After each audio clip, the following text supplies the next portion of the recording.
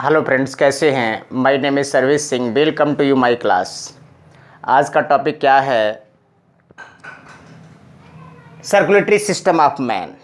जो स्टूडेंट्स हमारा चैनल देखते हैं वो सबसे पहले इसे सब्सक्राइब भी कर लें, लाइक भी कर लें, शेयर भी कर लें, बेल आइकन का भी बटन दबा लें, जिससे हमारी वीडियो का नोटिफिकेशन आपके पास तक पहुंचता रहे।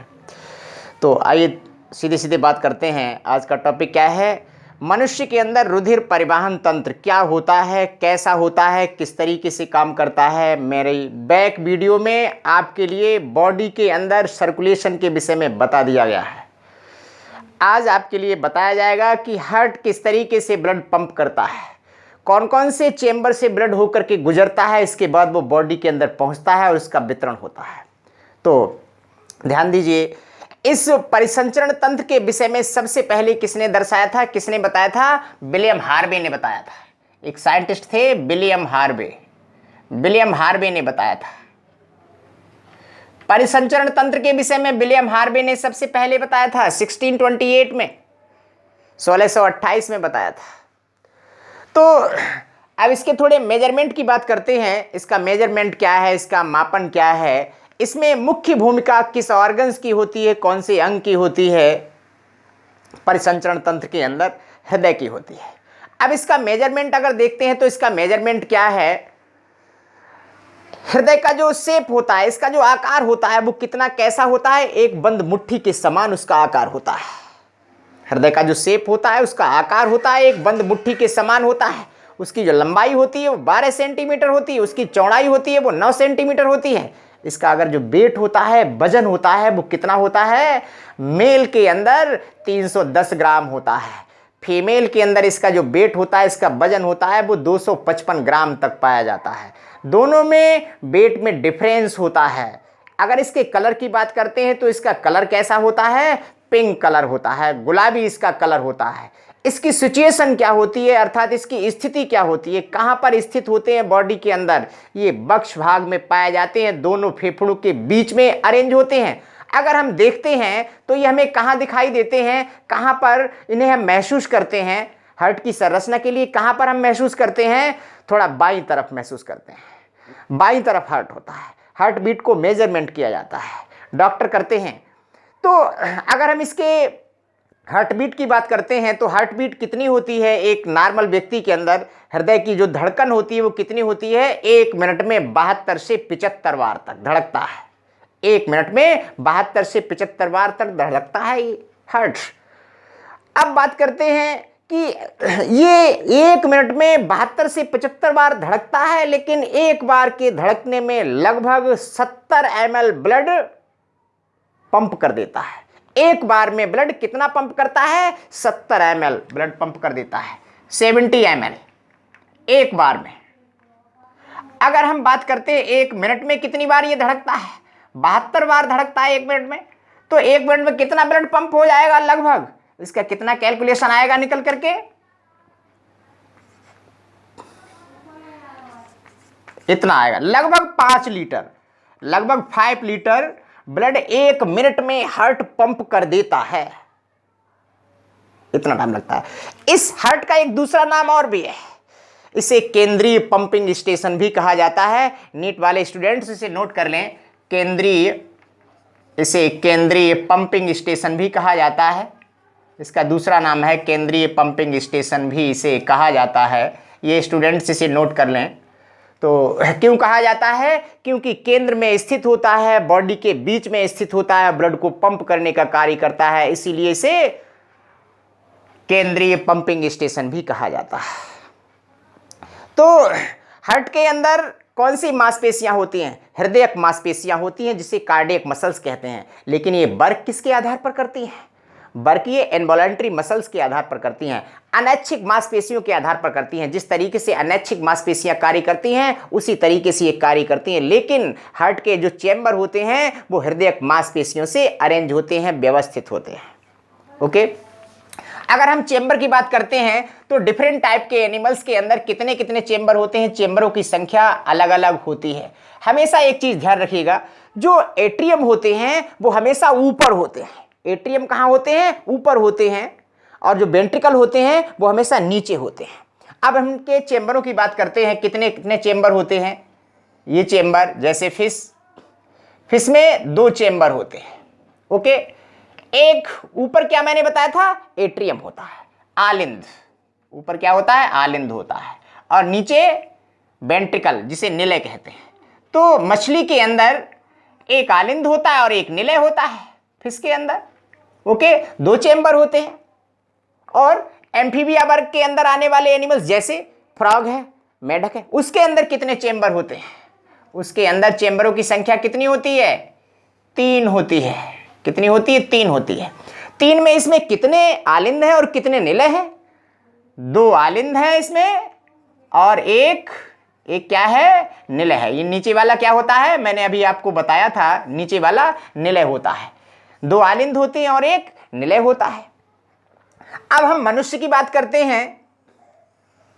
ये ऐसा जो आलिंद ये होते हैं किसमें होते हैं, मेढक में भी होते हैं, और ये किसमें पाए जाते हैं, रेप्टाइल्स के अंदर भी होते हैं। अब अगर हम इसकी बात करते हैं तो मनुष्य के अंदर कितने चेंबर होते हैं, कितने कोष्ठक होते हैं। हार्ट की संरचना के अंदर 4 चेंबर होते हैं, 4 कमरे होते हैं, 4 कोष्ठक होते हैं, जिनमें से 2 आलिंद होते हैं और 2 निलय होते हैं। आलिंद कौन कौन से होते हैं इसके अंदर, ध्यान दीजिए। ऊपर मैंने बताया था आपके लिए 2 आलिंद होते हैं, ऊपर अरेंज होते हैं, और नीचे निलय अरेंज होते हैं, व्यवस्थित होते हैं। एक तरफ इधर वाला पोर्शन क्या होगा, राइट होगा, ओके, और इधर वाला पोर्शन कैसा होगा, लेफ्ट होगा।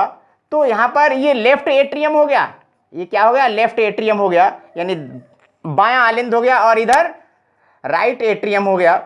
इधर कौन सा हो गया है, दायां आलिंद हो गया। इसी तरीके से इधर लेफ्ट वेंट्रिकल हो गया है, लेफ्ट वेंट्रिकल। वेंट्रिकल मीन्स क्या होता है, निलय हो गया है, यानी बायां निलय, और इधर ये दायां निलय। यानी मनुष्य के अंदर पक्षियों के अंदर इस तरीके से जो हार्ट के अंदर चेंबर होते हैं उनकी संख्या 4 होती है। ऊपर अलिंद होते हैं, हमेशा याद रखिएगा, और नीचे निलय पाए जाते हैं।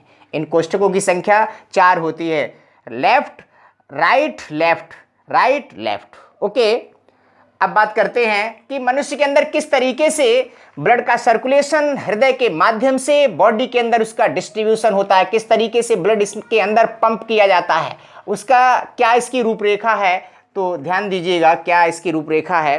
तो ब्लड कहाँ से आता है, महाशिराओं से पहुंचता है। एक तो ऊपर महाशिरा होती है, आप देख रहे हैं इस डायग्राम के अंदर, एक तो ऊपर महाशिरा होती है जिसे सुपीरियर वेना केवा कहते हैं, और एक नीचे महाशिरा होती है जिसे इंफीरियर वेना केवा कहते हैं। दोनों महाशिराओं से ब्लड कहां पहुंचता है, राइट एट्रियम के अंदर पहुंचता है, दाएं अलिंद के अंदर पहुंचता है। ध्यान दीजिए कंपटीशन वाले स्टूडेंट्स, ये मोस्ट इंपॉर्टेंट है। तो ब्लड का बहने का जो रास्ता है, जो एक मार्ग है हार्ट के अंदर, किस तरीके से कहां से होकर के गुजरता है और कहां चला जाता है। तो ध्यान दीजिए, superior vena cava and inferior vena cava. Inferior vena cava नीचे होती है, सुपीरियर वेना केवा ऊपर होती है। इन दोनों वेना केवा के माध्यम से ब्लड नीचे से भी पहुंचता है और ऊपर से भी आता है। कहां पहुंचता है, सबसे पहले सर्वप्रथम कहां पहुंचता है, राइट एट्रियम में, जिसे दायां अलिंद कहा जाता है। इस दाएं अलिंद में एक बाल्ब भी लगा हुआ होता है। इस बाल्ब से ब्लड नीचे पहुंचता है, कहां पहुंचता है, दाएं निलय में पहुंचता है, जिसे राइट वेंट्रिकल कहते हैं। अब राइट वेंट्रिकल का काम क्या है, ब्लड को पंप कर देना। इसका काम क्या है, ब्लड को पंप कर देना। ये ब्लड के लिए तेजी से पंप कर देता है, और ये ब्लड कहां चला जाता है, लंग्स की तरफ चला जाता है, फुसफुस के लिए चला जाता है। फुसफुस लंग्स के लिए कहते हैं क्योंकि ये आवाज करते हैं, फुसफुस जैसी आवाज करते हैं, इसलिए इसे फुसफुस कहा जाता है। तो ध्यान दीजिए, तो हार्ट के कितने 2 पोर्शन हैं, एक तो राइट पोर्शन इधर वाला है, लेफ्ट पोर्शन इधर वाला है। राइट पोर्शन जो होता है उसमें ब्लड किस तरीके से जाता है, कहां से होकर के गुजरता है। राइट जो पोर्शन दिया हुआ है इसमें ब्लड कहां से आया, दोनों महाशिराओं से आया, और सबसे पहले कहां प्रवेश कर गया, राइट एट्रियम में, दाएं आलिंद में प्रवेश कर गया। ओके, दाएं आलिंद से कहां आ गया, दाएं निलय के अंदर आ गया। दाएं निलय ने इसे ब्लड को पंप कर दिया। पंप करने पर कहां चला गया, फुसफुस धमनी के लिए चला गया। ओके, या कह सकते हैं फेफड़ों के लिए चला गया ये ब्लड। अब ये वापस कहां से आता है, तो ध्यान दीजिए, इधर वापस कहां से आता है, ये फुफ्फुस सिरा से ये वापस आ गया, ये वापस आया। वापस आने पर कहां आया, यहां पर भी एक बाल्ब लगा हुआ है, यहां पर भी ये बाल्ब लगा हुआ है। तो यहां से जब ये वापस आता है तो कहां पहुंचता है, लेफ्ट एट्रियम में, बाएं आलिंद में आ जाता है। ओके, बाएं आलिंद से कहां आ जाता है, फिर ये बाएं निलय में आ जाता है। बाएं निलय उसे पंप कर देता है। कहां के लिए पंप कर देता है? महाधमनी के लिए पंप कर देता है, और महाधमनी से उस ब्लड का वितरण संपूर्ण बॉडी के अंदर कर दिया जाता है। आपने एक चीज देखी है, यहां पर ये चीजें आ रही हैं कि right atrium, okay, right ventricle और फुफ्फुस धमनी, यानी 3 माध्यमों से ब्लड इधर गुजरता है। 3 रास्ते तो इसके इधर हैं और 3 रास्ते इसके इधर हैं। फुफ्फुस सिरा है, लेफ्ट एट्रियम है और ये लेफ्ट वेंट्रिकल है, इधर से गुजरता है। तो अब आपने ये पढ़ा था कि 6 रास्तों से ब्लड का सर्कुलेशन इस हार्ट के अंदर होता है। अब 8 रास्तों से ब्लड का सर्कुलेशन इस हार्ट के अंदर होगा। तो ध्यान दीजिए कौन कौन से। अब इसमें हम क्या शामिल करेंगे? बाल्ब भी शामिल करेंगे। बाल्ब भी शामिल करते हैं तो ये 8 रास्ते हो जाते हैं। 8 रास्तों से होकर के गुजरता है ये।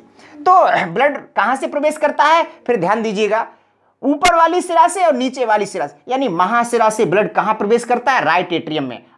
अब कहां पहुंचता है? राइट एट्रियम तो ब्लड केवल रिसीव कर लेता है, इसका काम ही क्या है? इसकी कोई ऊर्जा अधिक खर्च नहीं होती है। इसकी मांसपेशियां इसीलिए इतनी ज्यादा मजबूत नहीं होती हैं।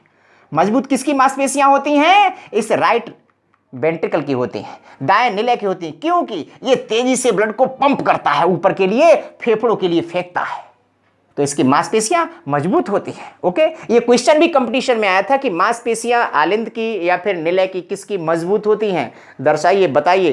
तो किसकी मजबूत होनी चाहिए? स्वाभाविक सी बात है, निलय की मजबूत होनी चाहिए, क्योंकि निलय तेजी से ब्लड के लिए पंप करता है। ओके, तो यहां से ब्लड कहां आता है? राइट एट्रियम 1, ट्राइकैप्सिड वाल्व से गुजरता है 2, ठीक है, तीसरा राइट वेंट्रिकल, चौथा ये लंग्स के लिए, फुफ्फुस धमनी के लिए चला जाता है। ओके, तो इस तरीके से 4 मार्ग इधर हो गए, 4 माध्यमों से ब्लड इधर गुजर रहा है, और उस वही कंडीशन इधर भी है। ब्लड वापस कैसे आता है? फुफ्फुस सिरा से इसके अंदर प्रवेश करता है। कहां से आता है? फुफ्फुस सिरा से प्रवेश किया और कहां आया? इस बाल्ब से, बाल्ब के माध्यम से गुजरता है। अब तो कहां आता है? ये बाएं निलय के अंदर आ जाता है, जिसे लेफ्ट वेंट्रिकल कहा जाता है, और लेफ्ट वेंट्रिकल ने इसे पंप कर दिया। कहां चला गया? एओर्टा में चला गया, जिसे महाधमनी कहते हैं। इस महाधमनी के माध्यम से संपूर्ण बॉडी के अंदर ब्लड का डिस्ट्रीब्यूशन कर दिया गया, इसका वितरण कर दिया गया। एक चीज इसमें मैं आपको और बता रहा हूं, हार्ट के जो बाहर जो मांसपेशियां होती है, जो उसकी परत होती है, कितनी परतें होती हैं? तो ध्यान दीजिए, सबसे बाहर की ये वाली जो परत होती है, सबसे बाहर की ये वाली परत होती है, इसे क्या कहते हैं? पेरिकार्डियम इसे कहा जाता है। ओके, और जो इसके यहाँ ये वाली परत होती है, इसे क्या कहते हैं? एंडोकार्डियम इसे कहा जाता है। और जो बीच में ये मांसपेशियां होती हैं इन दोनों के बीच के, इसे क्या कहा जाता है? इसे मायोकार्डियम इसे कहा जाता है। ओके, अगर बात करते हैं कि इसमें मांसपेशियां, इसमें कौन से चेंबर की मांसपेशियां मजबूत होती है, तो आप इसमें एक आकलन लगा सकते हैं।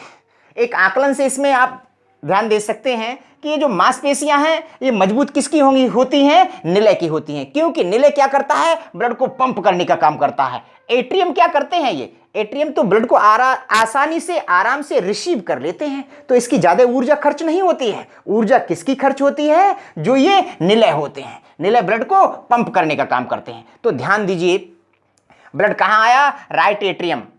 कहां से चला? महासिरा से ब्लड चला, तो महासिरा से दाएं आलिंद, ओके, और दाएं आलिंद से कहां आया? दाएं निलय में आया, दाएं निलय, ओके। अब दाएं निलय से फुसफुस धमनी में चला गया है। ये राइट का पोर्शन है, ये राइट पोर्शन है। राइट पोर्शन में इस तरीके से ब्लड पंप हुआ। अब इधर की बात करते हैं, लेफ्ट की बात करते हैं, तो लेफ्ट में कहां से शुरुआत होती है? फुसफुस सिरा से इंटर किया, प्रवेश किया, कहां पहुंचा है? बाएं आलिंद में पहुंचा। अब बाएं आलिंद से कहां पहुंचा है? बाएं निलय में पहुंचा, बाएं निलय में पहुंच गया। अब बाएं निलय से कहां चला जाता है? महाधमनी के लिए चला जाता है। इस तरीके से ये ब्लड पंप होता है। ये लेफ्ट, आपको ध्यान रखना है, ये लेफ्ट में है और ये राइट में है। तो इस तरीके से ब्लड ये पंप होता है हार्ट के अंदर। हार्ट में दो क्रियाएं होती हैं, तो एक क्रिया आप नोट कीजिएगा, तो ध्यान दीजिएगा, चाहे नोट करना चाहे उसे नोट भी कर सकते हैं आप लोग। एक सिस्टोल और दूसरी डायसिस्टोल।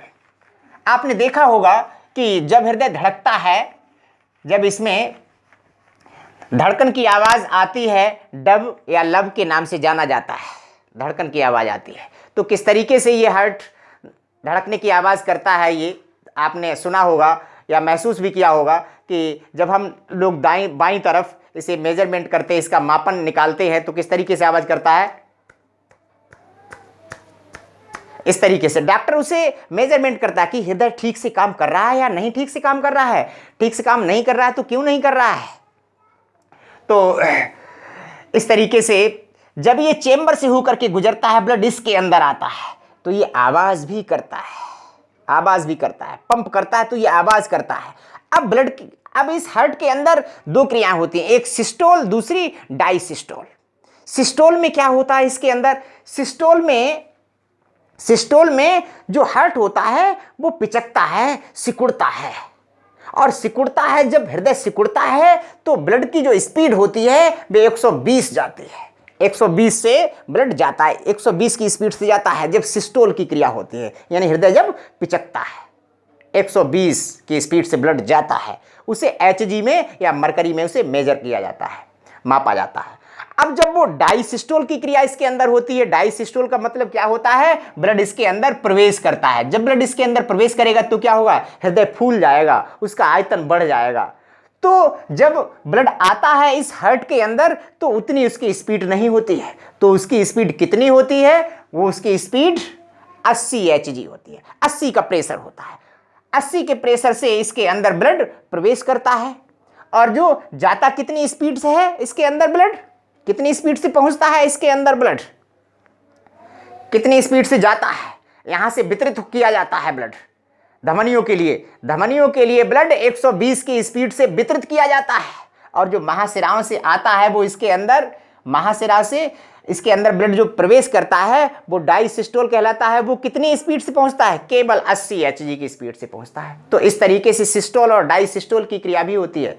अब हृदय इतने ही समय में 0.8 सेकेंड में रेस्ट भी कर लेता है। वैसे जीवन पर्यंत हृदय वर्क करता है, ब्लड के लिए पंप करता है, लेकिन 0.8 सेकेंड में ये विश्राम भी कर लेता है। 0.8 सेकेंड में जो विश्राम करता है उसे हृदय चक्र के नाम से जाना जाता है। उसे क्या कहते हैं, उसे हृदय चक्र के नाम से जाना जाता है। एक ऐसा आकलन लगाया गया है कि 50 वर्षों में 13 करोड़ लीटर ब्लड के लिए पंप किया जाता है। तो इस तरीके से ये ब्लड पंप होने की क्रिया हार्ट के अंदर चलती रहती है, जीवन पर्यंत चलती रहती है। जो स्टूडेंट्स हमारा चैनल देखते हैं, क्लास अटेंड करते हैं, वो इसे लाइक कर लें, सब्सक्राइब कर लें, शेयर कर दें। Thank you.